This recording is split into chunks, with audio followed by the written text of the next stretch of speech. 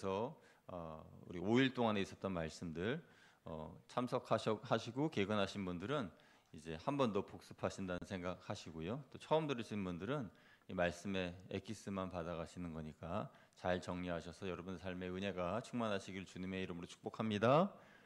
예, 우리가 신앙생활을 하고 이 신앙을 가지고 또 삶으로 나아가잖아요. 이 신앙과 삶에 있어서 균형을 이루어야 하고 우리에게 큰 축이 되는 몇 가지들이 있습니다. 그래서 그 큰 축이 되는 것들 중에 한 5가지가 있는데, 하나는 말씀이죠. 말씀 생활. 그래서 우리는 교회에서뿐만 아니라 또 삶에서 말씀을 열심히 읽어야 됩니다. 그 말씀이 한 축이 되고, 또 하나의 축은 회개입니다. 아까 오전에도 보네포 목사님의 값싼 은혜에 대하여 말씀드렸는데, 그 중에 하나가 회개하지 않는 은혜라고 말씀드렸잖아요. 그래서 회개하지 않는 것에 대해서 우리가 한번 생각해보고 내 마음속에 있는 우상을 몰아내는 것이 우리의 큰 축의 2번째. 3번째는 우리가 천국까지 갈 때에 우리에게 꼭 필요한 것은 진정한 우정입니다. 그래서 이 우정이라는 것은 신앙 안에서, 예수 그리스도 안에서 하나 된 우정이죠.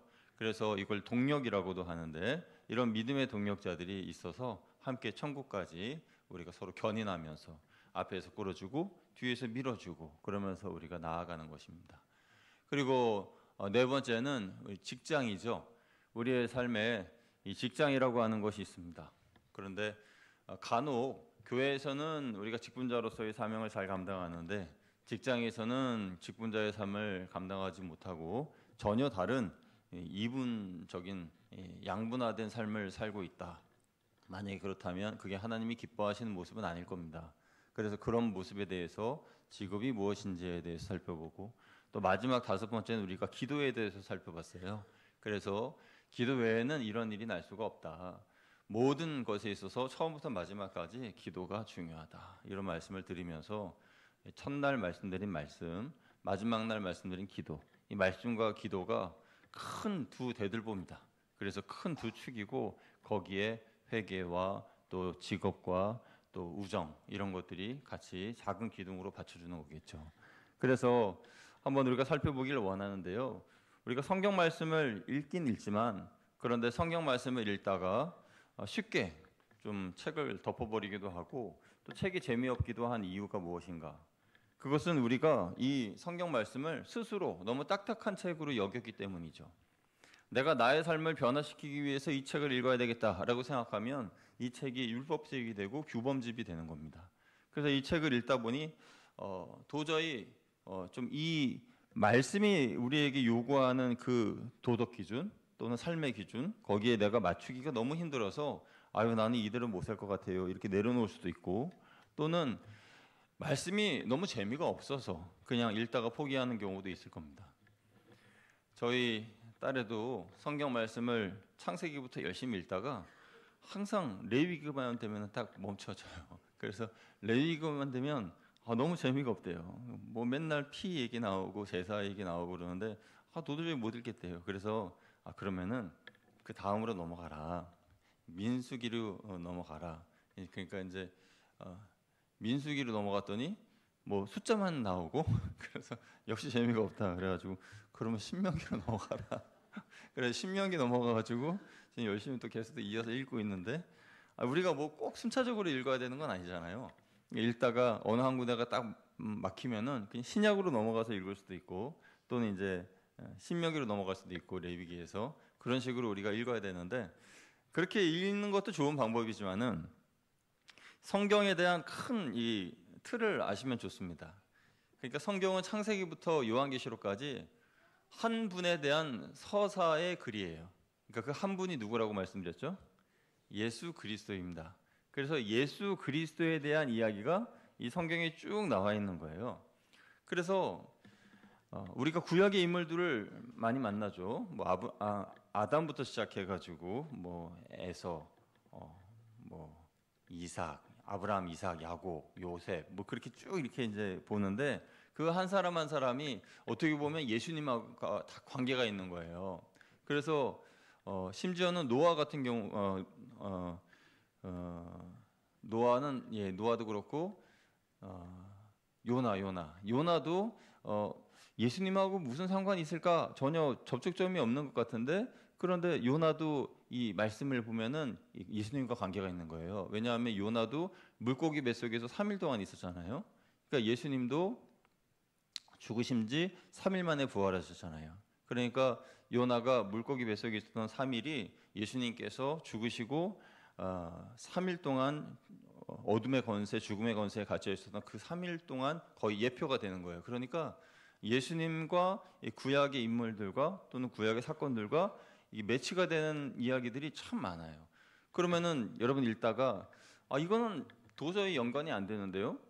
하면 그걸 억지로 맞출 필요는 없습니다. 그러니까 억지로 그걸 맞춰가지고 이거는 예수님과 이렇게 관련 있는 것이야, 그렇게 꼭 맞출 필요는 없어요. 이 맞춰지지 않으면은 그냥 흘려보내면 됩니다. 그것은 예수님에 대한 어떤 한 배경의 한 부분일 뿐이지 그게 예수님과 정확하게 맞아 들어가는 예표라고 할 수는 없는 거죠. 그러니까 어쨌든 이 성경을 읽을 때에 성경은 예수님에 대한 서사의 글이고, 이 예수님의 서사의 글을 읽으면서 우리는 한 가지 잊어버리고 있고 놓친 것이 있었다. 그것은 성경을 의무적으로 읽고 또 성경을 나의 신앙의 훈련을 위하여서 읽기는 했지만, 그러나 가장 중요한 예수님을 이 책을 통해서 만나는 일에 대해서는 우리가 소홀히 했다라는 것입니다. 그래서 첫날 말씀드린 것은 우리가 성경을 열었을 때에 반드시 생각해야 될 것은 여기서 누구를 만나야 된다 그랬죠? 예수님을 만나야 된다. 이렇게 말씀을 드렸습니다. 그래서 예수님을 만나고 하루하루 그렇게 살아가야 한다라는 것입니다. 둘째 날에는 성도의 신앙과 삶이 온전하려면 마음의 질서가 온전히 바로 서야 한다라고 말씀을 드렸어요. 우리의 마음의 질서를 깨뜨리는 것은 죄인데, 죄가 사람을 이렇게 찾아다닙니다. 죄가 이 살아있는 생명체는 아니지만, 그러나 이 죄가 살아있는 생물처럼 움직일 수 있어요. 어떻게 사람에게 찾아가느냐? 그것은요, 하나님을 향하여 나아가던 나의 이 마음과 열정이 다른 것을 향해 갈 때, 그때 그 사람에게 죄가 찾아갑니다. 그러니까 전에는 내가 하나님을 향해서 믿음으로 나아갔는데 어느 순간부터 하나님이 아니라 다른 어떤 것에 내 마음이 꽂혀가지고 그걸 사랑하고 그 기준에 맞춰 살고, 그게 사람일 경우에 그 사람이 하는 대로 말하는 대로 그냥 따라가는, 그래서 그 사람이 말하는 것이 거의 십계명이에요. 하나님보다 더 우선입니다. 그래서 무조건 그가 말하면 다 옳은 것이고 그렇게 해야 돼요. 교회에서 또는 목회자가 또는 하나님 말씀이 이러이러하니까 해야 한다라고 말씀을 드려도 그거 다 몰라요. 이 사람이 얘기하는 대로 해야 됩니다. 그게 우상인 거죠. 사람인 경우엔 그렇고 돈인 경우에도 그 돈을 쫓아가는 경우들도 있고, 근데 그렇게 하다 보면은 내가 하나님을 향해 가던 마음이 스톱되면서 동시에 죄로 인하여서 내가 노예가 되어 끌려가는 것이죠. 죄가 나를 이제 주장하고 끌고 다니는 겁니다. 여러분, 우리가 우상, 그러니까 실질적인 형태의 우상을 섬기지는 않더라도 우리의 마음의 어떤 우상을 섬깁니다. 그러니까 내 마음의 실질적인 주인이 누군가, 이걸 우리가 생각해 보아야 되는 것이죠. 그리고 나의 선함의 기준이 무엇인가? 내 선함의 기준이 하나님의 말씀에 있는가? 하나님만이 나의 선함의 기준이신가? 아니면은 어떤 대상이나 그 무엇이 선함의 기준이 되었나? 한번 생각해 보아야 되는 것이죠. 그 기준이 사랑이라는 겁니다. 성 어거스틴은 죄의 본질이란 사랑의 질서가 잘못된 것이다 라고 말했어요. 그러니까 첫 번째 제일 우선순위의 사랑이 있어야 할 분은 바로 하나님이십니다. 그러니까 하나님을 내가 제일 사랑하고, 그 다음에 가족을 사랑하고, 그 다음에 나의 직업을 사랑하고, 또는 직업을 사랑하고 가족을 사랑하고, 글쎄요. 아무튼 하나님은 제일 우선순위로 사랑을 해야 돼요. 그래서 하나님이 제일 우선순위에 계셔야 이 내 내면의 질서가 바로 세워지는 것인데, 하나님이 아니라 돈을 더 사랑하고 사람을 더 사랑하게 되면 순위가 바뀌게 되는 거죠. 그러면 그것이 우상이 되는 거라는 거예요.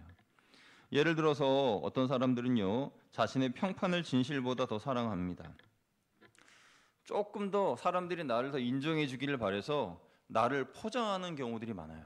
그래서 나를 과장하고 포장하고, 그런데 그것은 평판이 우상이 된 겁니다.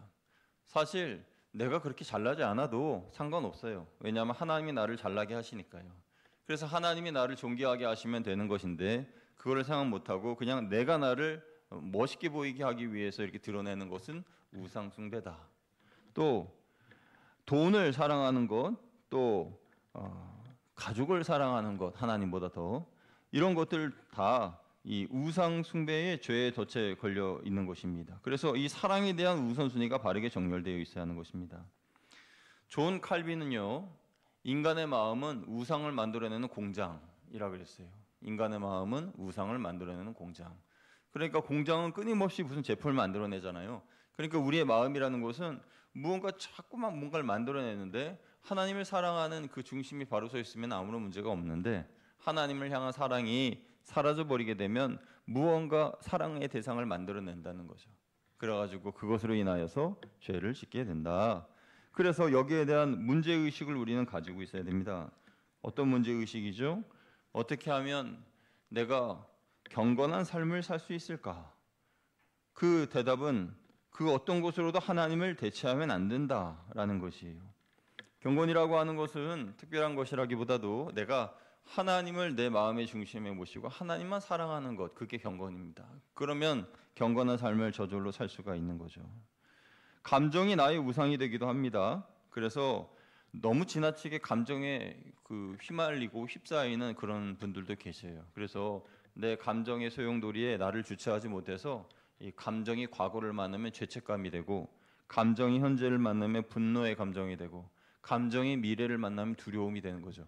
그래서 이 죄책감과 분노와 두려움이 섞여가지고 내 마음을 나도 모르게 주장하지 못하고 힘들어하고 살아가는 그런 분들이 계시죠. 마음이 평안할 수가 없죠. 이때 필요한 것은 무엇입니까? 바로 복음입니다. 복음은 예수님께서 나의 과거의 죄와 현재의 죄와 미래의 죄까지 다 해결해 주신 거예요. 자, 다 우리의 죄를 짊어지고 죽으신 겁니다. 그리고 부활하셨습니다. 그래서 복음적인 시선으로 나 자신을 바라보아야 되는 거죠. 복음으로 나를 바라보면 그러면 죄책감에 대해서 시달리고 사단이 준 참소로 인하여서 괴로워하는 것이 아니라 나 자유 얻었네, 나 자유 얻었네, 나 예수 그리스도로 인하여 참 자유 얻었네, 그런 고백을 하면서 기쁨으로 살아갈 수가 있는 거예요. 그래서 이 마음의 복잡한 감정의 소용돌이를 잠재우려면 복음 안에 살아야 한다라고 둘째 날 말씀드렸습니다. 셋째 날은요, 우리가 천국 여정을 향하여 나아갈 때에 믿음의 우정이 필요하다라고 말씀을 드렸습니다. 여러분, 구원받는 것은 혼자 감당하는 일이지만 천국까지 가는 길은 함께 동역하고 함께 가는 그런 믿음의 우정이 있는 사람들이 필요해요. 그래서 혼자 가는 길은 참 힘듭니다. 그러나 같이 가면은 더 멀리 갈 수 있어요. 그래서 구원이란 내가 혼자 감당해야 할 무게라고 한다면, 짐이라고 한다면, 이 천국까지 가는 신앙의 여정은 둘 이상의 무리에게 주신 성화의 선물이에요. 거룩함의 선물. 그래서 하나님은 먼저 부부라고 하는 이 남녀의 부부 공동체를 허락하셨습니다. 그래서 배우자끼리 서로 격려하고 서로 하나님 맡겨주신 귀한 사명을 감당하기 위해 나아가고요. 거기서 조금 더 확장해가지고 가족 공동체를 주셨어요. 그래서 우리 가족들 3인 공동체든지 4인 공동체든지 5인 공동체든지 우리 가족들과 함께 서로 기도하면서 믿음으로 나아가는 거죠. 여러분이 마지막 하나님의 부르심을 받기 전, 그때 여러분의 가족에게 이러한 고백할 수 있기를 바랍니다.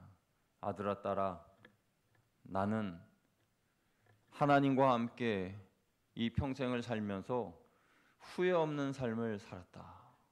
나는 이제 하나님께 간다. 천국에서 만나자.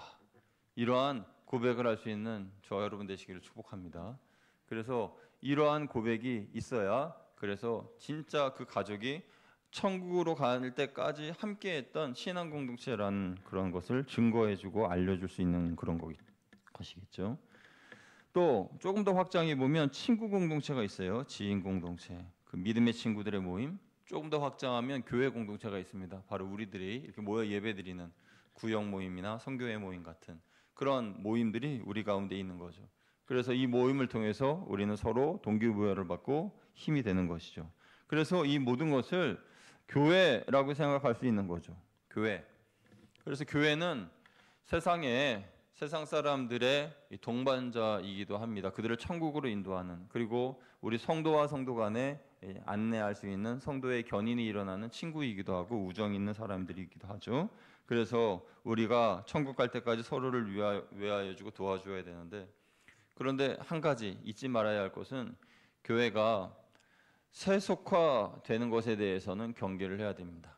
교회가 세상과 구별되어 있어야 하는데 구별되지 않고 교회가 세상 사람들과 똑같이 살아가는 모습을 본다면, 그러면 구별됨이라고 하는 것은 거룩함인데 구별됨이 사라졌다는 것은 거룩함이 사라졌다는 거예요. 거룩함이 사라졌다는 것은 예수 그리스도께서 우리의 마음에 주신 빛이 사라졌다는 것입니다. 왜냐하면 너희는 세상의 빛이라 라고 말씀하셨는데 세상을 일컬어 예수님은 어둠이라 그랬어요. 그러니까 세상은 어둠이고 너희는 빛이라 그렇게 말씀하셨는데 빛과 어둠은 다른 겁니다.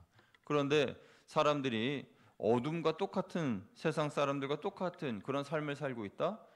그 말은 빛이 아니라는 거죠. 그러니까 빛이 그 안에서 꺼져버린 거예요. 그러면 성도가 빛으로서의 삶을 감당하지 못하고 교회가 빛으로서의 삶을 감당하지 못하면 이 존재의 목적을 상실한 겁니다.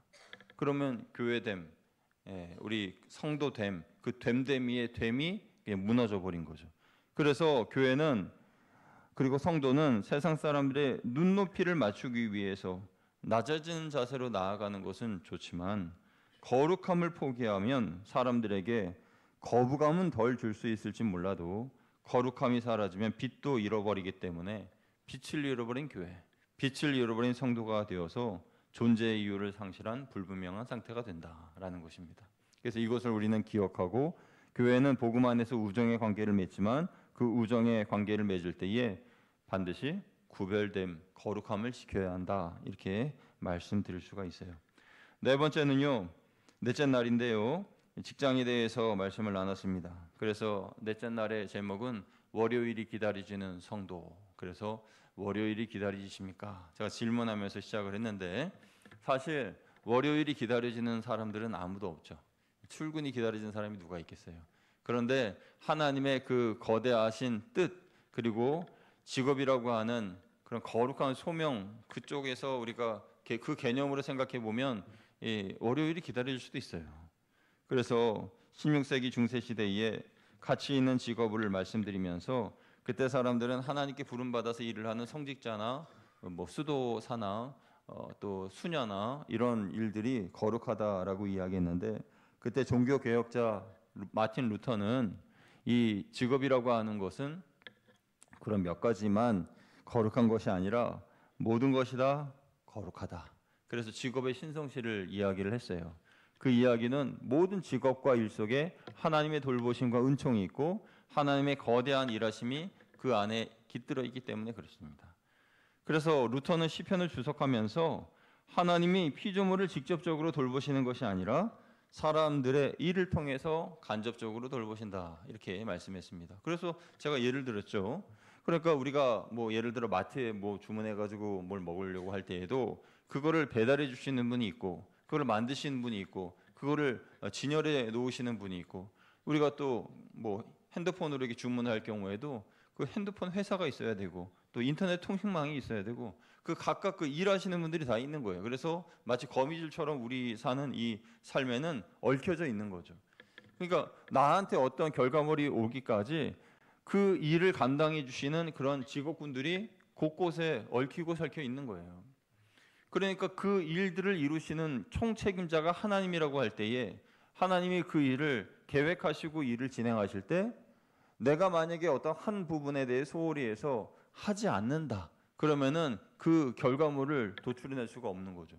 그러니까 이 세상의 모든 직업, 이런 것을 하나님께서 하나님 계획하신 가운데 이끌어 가지고 계시다, 하나님의 경륜에 포함되어 있다라고 할 때에 내가 하나님의 그 일에 참여하는 자로서 기쁨으로 일할 것이냐, 아니면 하나님의 일에 참여하지 않고 방관자로서 나는 상관없다고 생각할 것이냐, 그것은 우리의 선택이지만 하나님이 하시는 그 일에 내가 참여하고 있다라고 생각하면 그 일은 기쁨이 될 수 있다라는 것입니다. 그래서 일을 할 때에 세 가지 생각을 해보시면 좋다 말씀을 드렸어요. 존 뉴턴이 직업을 선택할 때에 세 가지에 대해 질문을 해보라 라고 했는데, 첫째, 나는 그 일이 즐거운가? 나는 그 일이 즐거운가? 여러분이 지금 하시는 그 일이 즐겁습니까? 이 즐거운가? 이것은 적성과 관련된 질문이에요. 그래서 우리가 직업을 선택할 때 오늘 뭐 청년들이 이 자리에 계시지는 않는 것 같지만 밑에서 예배드리니까 청년들이 계시지는 않지만 우리 자녀들이 직업을 선택하려고 할 때 한번 물어보세요. 너는 어떤 일이 즐겁니? 너는 어떤 일이 하고 싶니? 그건 적성과 관련된 질문이니까요. 두 번째는 다른 사람들이 내가 그 일을 잘할 거라고 믿는가, 생각하는가, 또는 말하는가 이거예요. 내가 그 직업을 딱 선택하고 하려고 했을 때 잘하는가, 잘한다고 이야기를 해주는가, 그걸 우리가 생각해야 되는 것이고요. 이거는 능력과 관련된 질문이죠. 셋째는 아직 그 일을 할 수 있는 문이 열려 있는가 이겁니다. 내가 그 일을 하려고 할 때에 기회가 열려 있는가. 제가 청년 때 목회를 어렸을 때부터 이제 목사님이 되고 싶었지만은 목회를 이제 하고 소명을 받고 이제 본격적으로 시작할 때 이 세 가지 이 질문이 저의 그 목회를 시작하는 첫 번째 시작점이었어요. 그러니까 그때 당시에 저희 그 지금은 고인이 되신 원로 목사님이시지만 그 목사님이 그런 말씀을 하셨어요. 세 가지를 생각해라. 목회를 하려면 첫째, 본인이 즐거워야 된다.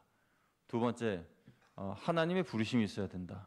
세 번째, 그 일을 누군가 잘할 수 있을 것 같다고 추천해 줄 수 있는 사람이 있어야 된다. 이 세 가지가 합당하게 온전하게 합해지면 그때 시작해라. 저는 그런 말씀을 들어가지고 그래가지고 그렇게 기다리고 기도하다가 이 세 가지가 딱 맞았죠. 그래서 그때부터 이제 제가 이제 시작을 했는데, 그래서 하나님의 소명, 하나님께 소명을 받고 이제 시작을 하는 건데, 그래서 제가 이 말씀을 드린 적이 있는지 모르겠습니다. 기도하면서 하나님이 저에게 세 번 말씀하셨어요. 내 양을 먹여라, 내 양을 먹여라, 내 양을 먹여라. 이 세 번 말씀하셔서 그 말씀을 듣고 그때 목사님한테 물어봤어요. 그때 제가 청년 때 이게 이 음성이 뭡니까? 그러니까 한번 좀 기도해보고 좀 더 기도해보고 신학교에 한번 지원을 한번 해보는 게 어떠냐 이런 얘기를 하고 이제 마음에 담고 있었죠. 그런 다음에 두 번째 질문은 다른 사람들이 그 일을 잘할 거라고 말하느냐 이거죠. 그래서 그때 당시에 제가 소년부 교사로 봉사하고 있었는데 그때 전도사님이 목사님이 우리 김 선생님은 그 목회하시면 잘할 것 같은데 그쪽으로 가면 잘할 것 같아요 하고 막 저한테 자꾸 얘기하시는 거예요. 그러면서 본인이 기도원 가는데 나보고 같이 따라가자고 그러면 자꾸 기도원 가는데 같이 가자고 그러고 막 그러시더라고요. 저를 자꾸 챙겨요. 그래가지고 그런가 그렇게 생각하고, 또 세 번째는 이 일이 가능성이 있는가 열려 있는가. 신학의 기회는 그때 제가 젊었으니까 언제든지 기회가 있었죠. 그래서 언제든지 시작하면 시작할 수 있는 건데, 제가 신학교 졸업할 때 저희 어머니가 그렇게 얘기하시더라고요. 너를 내가 뱃속에 품고 있으면서 목회자로 서원을 했다. 너를 하나님의 종으로 바치기로 내가 서원을 했다. 그래서 제가 그걸 왜 지금 얘기하시냐고 여쭤보니까 그걸 내가 너한테 얘기하면 네가 내 말 때문에 신학교에 지원할 것 같아서 내 말 때문에 너의 인생이 좌우되면 안 되니까 하나님께 기도하고 어차피 네가 이 길을 갈 거라면 네가 그렇게 결정하고 갈 거라고 엄마는 알고 있었다. 그렇게 해가지고 그래서 저는 이제 이쪽 길을 간 거예요. 그래서 이 세 가지가 맞았을 때 이제 이 길을 가고 또 하나님께서 여기까지 인도해 주신 거죠. 그러니까 저는 막연하게 이제 설교 시간이나 그때 이렇게 직업을 선택할 때에 이런 그것을 생각해야 된다라는 말씀을 듣고 그냥 잊혀져 버리고 이렇게 있었는데, 이 말씀을 준비하면서 목사님들이 말씀하신 이 부분이 여기서 나오는 거구나 이거 지금 알게 된 거죠. 그래서 존 뉴턴이라는 분이 이런 말씀을 하셨다는 거예요. 여러분, 하나님께서는 이 세 가지의 이상적인 그런 질문에 우리가 답을 잘 하기를 원하시죠. 그래서 우리가 직업을 선택할 때에 우리에게 이러한 하나님이 예비해 놓으신 직업이 분명히 있는 것이고, 이 직업을 이루기 위해서 우리는 기도해야 되는 것이고, 또 기도 외에는 방법이 없는 것이어서 마지막 날 주제는 기도, 이렇게 기도로 정한 것이죠. 여러분, 근데 기도할 때에 우리는 세 가지 기도의 유형이 있다라고 말씀을 드렸습니다. 첫째는 하나님을 위한 기도, 또 둘째는 나를 위한 기도, 셋째는 남을 위한 기도. 그러니까 우리는 나를 위한 기도와 남을 위한 기도는 많이 하는데 하나님을 위한 기도는 별로 안 한다고 말씀을 드렸어요. 그 예로서 어떤 축하할 일이 있고 즐거운 일이 있으면 우리가 지인들을 불러가지고 식사도 하고 또 가족들끼리 케이크 촛불 끄면서 즐겁게 그렇게 축하의 자리를 하는데, 근데 그 시간 하나님이 거기 계시느냐 이겁니다. 하나님이 그 시간 거기 계시느냐. 와, 정말 어떻게 이렇게 100대 1의 경쟁을 뚫고 취업했어 우리 아들이, 우리 딸이. 이 놀라운 일이. 오늘 나가 한턱 쏠게. 밥 먹으러 가자. 그래가지고 이제 밥 먹으러 탁 가가지고 막 먹는데 식사 기도도 안 하고 그냥 막 먹기만. 그러니까 식사 기도해야 하나님이 계시다는 그런 말씀을 드린 게 아니라 그 자리에 뭐 그래도 한마디 하시면 좋잖아요. 다 이렇게 앉아 있을 때 여러분 잠깐만요. 저희 아들이요 이번에 취직하게 됐는데 경쟁률이 100대 1이었습니다. 그런데 정말 성도님들이 기도 많이 해주시고 또 하나님께서 은혜 주셔서 이렇게 좋은 결과가 있게 됐어요. 사실 저희 아들은 별 볼 일 없는데 그런데 하나님이 은혜 주셔서 이렇게 좋은 결과가 있으니 정말 하나님께 영광 돌릴 뿐입니다. 부족한 저를 위해 기도해 주시고 이 모든 은혜를 베풀어 주신 하나님께 우리 감사 한번 박수하고 그 다음에 식사합시다 하고 박수 확 치고 그 다음에 식사하면 얼마나 좋아요. 하나님께 영광을 돌리는 거잖아요. 그리고 뭐 가족끼리 이제 이 생일 케이크나 뭐 케이크나 이런 걸 놓고 축하할 일 있으면 케이크 축하하고 뭐 촛불 꺼 먹자. 그래가지고 그게 아니라 그 초에 뭐 이렇게 생일 케이크 놓고 찬송가 한 장 부르고 먹으면 얼마나 좋아요. 그래서 이 모든 일이 다 하나님께서 주신 은혜이니까 기뻐하며 경배하세 우리 아들 직장 들어갔네. 그래서 얼마나 좋아요. 그러면서 막 이렇게 노래 부르면서 케이크 자르고 맛있게 먹고 그러면 이렇게 하나님께 영광을 돌리는 그 자리에 하나님 계시는 거잖아요. 그러니까 하나님을 위해 드리는 기도라는 것은 하나님을 찬양하고 하나님께 감사드리는 거죠. 그래서 이것이 어쩌면 가장 중요한 기도인데 이것을 우리가 소홀히 하고 살고 있다라는 것입니다. 그래서 나를 위해서만 기도하면 나라고 하는 나 중심의 신앙이 될 수 있어요. 남을 위해서 기도하는 것은 이타적인 기도지만 그 남이라고 하는 것이 나하고 관련되어 있는 남인 경우에 결국 내 기도입니다. 그렇다고 그래서 가족을 위해 기도하지 말라는 것은 아니에요.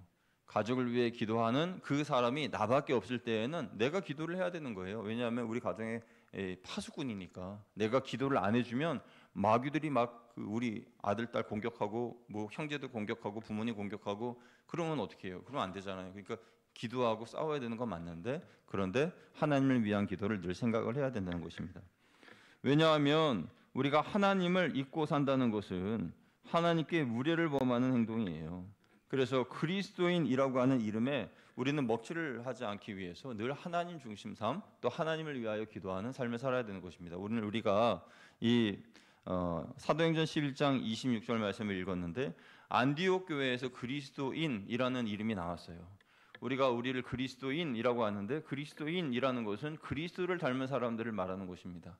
그래서 우리가 정말 그리스도를 닮은 사람이냐, 우리에게서 그리스도가 보여지느냐, 저 여러분에게서 그리스도의 향기가 풍겨나느냐, 이것을 우리가 생각해 보아야 된다는 것이죠.